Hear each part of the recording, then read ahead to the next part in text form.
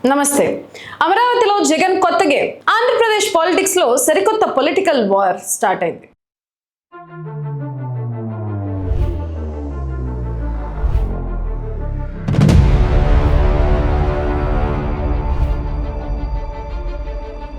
కూటమి ప్రభుత్వం 2 ఏళ్ల పాలన పూర్తి చేసుకుంటున్న వేళ అటు అధికార పక్షం ఇటు ప్రతిపక్షం కొత్త స్ట్రాటజీలతో రెడీ అయ్యాయి. కూటమి టార్గెట్ గా మాజీ సీఎం జగన్ అమరావతి కేంద్రంగా సరికొత్త ప్లాన్ అమల్లోకి తెచ్చారు. ఈ రోజు నుంచే నిరసనలకు రూట్ మ్యాప్ ఫిక్స్ చేశారు. ఇంతకీ అమరావతిలో జగన్ వేసిన కొత్త స్కెచ్ ఏంటి? కూటమిని ఇరుకున పెట్టేందుకు వైసీపీ ఎలాంటి కమిటీలు వేసింది ఇప్పుడు చూద్దాం. ఏపీలో కూటమి ప్రభుత్వం 2 సంవత్సరాల పాలన పూర్తి చేసుకుంటున్న తరుణంలో రాజకీయాలు ఒక్కసారిగా హీట్ ఎక్కాయి. నేటి నుంచి ఈ నెల 12వ తేదీ వరకు కూటమి ప్రభుత్వానికి వ్యతిరేకంగా నిరసనలు చేపట్టేందుకు వైసీపీ లైన్ క్లియర్ చేసింది. అయితే ఈసారి జగన్ మెయిన్ ఫోకస్ అంతా అమరావతి పైన పెట్టడం విశేషం. అమరావతిలో ఇన్ఫ్రాస్ట్రక్చర్ కోసం పెడుతున్న ఖర్చు, నిర్మాణాల స్టైల్ పైన జగన్ వరుసగా విమర్శలు గుప్పిస్తున్నారు. తన 3 రాజధానుల ప్రతిపాదనని కరెక్ట్ అంటూ గట్టిగా వాదిస్తున్నారు. అమరావతిలో కేవలం మౌలిక సదుపాయాల కోసమే 2 లక్షల కోట్లు ఖర్చు అవుతుందని జగన్ లెక్కలు చెప్తుంటే ప్రభుత్వం మాత్రం దీన్ని పూర్తిగా ఖండిస్తుంది.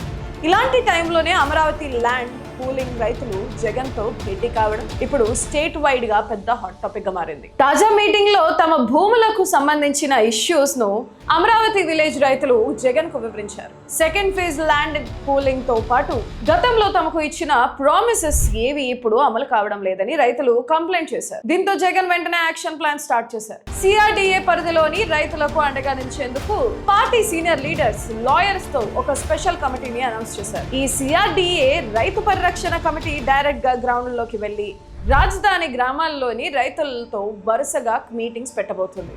ప్రభుత్వ నిర్ణయాలతో ఇబ్బంది పడుతున్న రైతులకు లీగల్ గా, పొలిటికల్ గా సపోర్ట్ ఇవ్వడమే ఈ కమిటీ మెయిన్ టార్గెట్.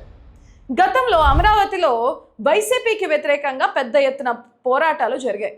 కానీ ఇప్పుడు అదే అమరావతిలో మళ్ళీ పాజిటివ్ వేవ్ క్రియేట్ చేసుకునేందుకు జగన్ ఈ స్ట్రాటజీ ప్లే చేసినట్లు తెలుస్తుంది. కేవలం ల్యాండ్ ఇష్యూస్ మాత్రమే కాదు, అటు డిఎస్సి అభ్యర్థులు కూడా జగన్ తో భేటీ అయ్యారు.